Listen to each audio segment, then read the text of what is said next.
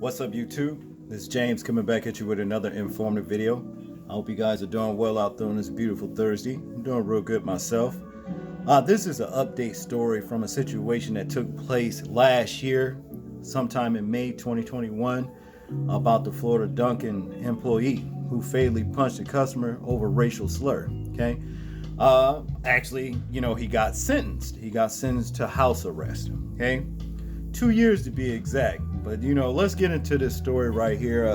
The young brother lost his temper when this racist, came in to Dunkin' Donuts because he didn't feel like he was getting the best of service in the drive-thru. So he decided he wanted to get out, go park his car, get out the car, go inside of the place and create, an altercation that basically caused him his life, basically, okay? Now, to get into the story right here, it says a Dunkin' employee, Tampa, Florida, accused of fatally punching a customer who used a racial slur against him last year, was sentenced to 2 years of house arrest and pleaded guilty to felony battery. Okay, Corey Bajols, 27, was ordered by a Tampa judge on Monday to complete 200 hours of community service and attend an anger management course. Tampa police said the incident occurred around 1:30 p.m. May 4th at the Dunkin' location at 410 South 50th Street. According to court records, the customer, Vanelli Cook, 77, was white, had gone through the drive-thru to order coffee and was angry over the lack of service. While in the drive-thru, Dunkin' employees had trouble hearing him, and he started to yell at them about poor service. This was where the man that, felt like he was getting poor service, all he had to do was drive and leave, leave. The worst thing he could have done is went inside of the place that created disturbance, okay? Now, to continue right here, employees told Cook, a regular at the establishment, to leave. But he parked his car, walked inside, and was aggressive and verbally abused toward employees, prosecutors said. Pajoles asked a co-worker to call the police, leading to an argument between him and Cook, Fox 13 Tampa Bay reported. When Pajoles, who is black, asked Cook to leave, police said Cook called him a racial slur. And we know what that racial slur was the N-word, you know what I mean, that they like to throw out when they think they really hurting you, but problem is, it got the best of the young man. He's still young, he don't understand. He could have basically just, called a bastard back, another, call him a, racial slur. Hell, there's plenty of them you can call him,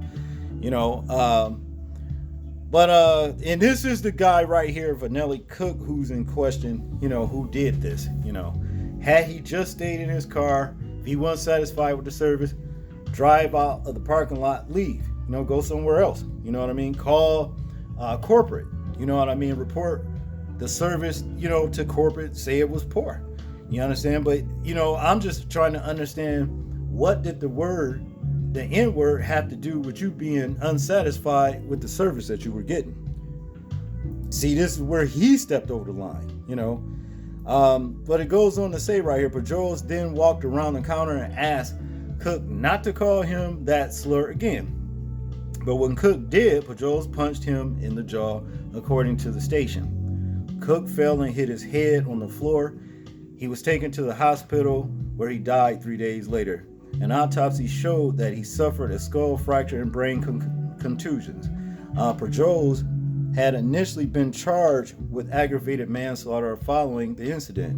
Prosecutors accepted a plea deal from Pajoles, who agreed to plead guilty to the lesser charge of felony battery, according to Fox 13.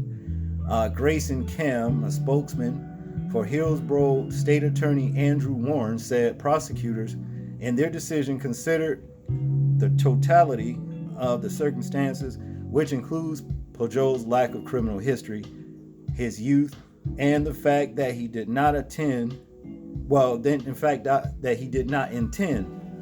to cause Cook's death. The Tampa Bay Times reported. Okay, well, Cook, he escalated the situation.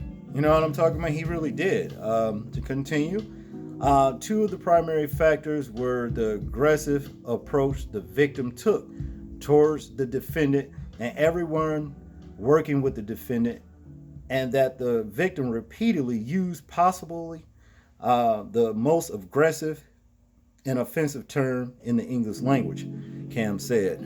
Cook was a registered sex offender, court records show. So Cook was this man right here, the racist. He was a sex offender on top of being a racist. You know what I'm saying? Bad combination. Hopefully, for Mr. Bajos right here, young man,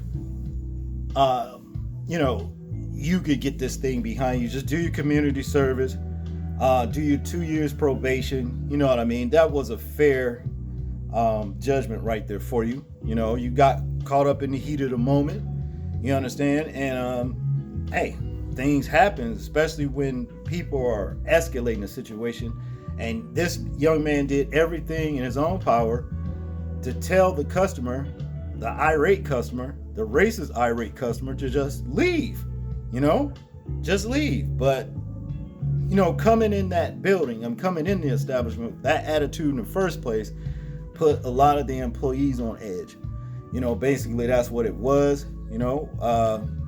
And this was just a situation where tempers were flared and things got out of control. That's just the way I look at it. But do your community service, do your 2 years probation, man, and go on with your life. Put this behind you, and maybe someday you can get this thing off of your record.